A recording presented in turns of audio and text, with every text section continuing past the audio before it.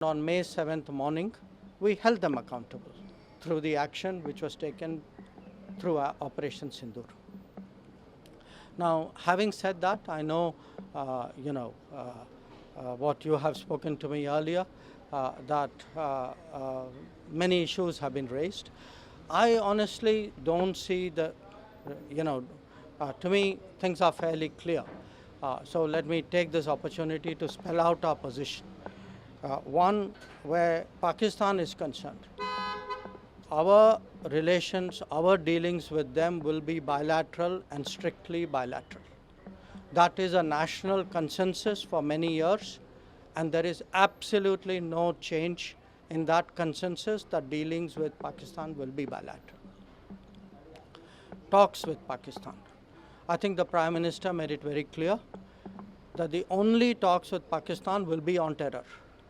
That Pakistan has a list of terrorists who need to be handed over. They have to shut down the terrorist infrastructure. They know what to do.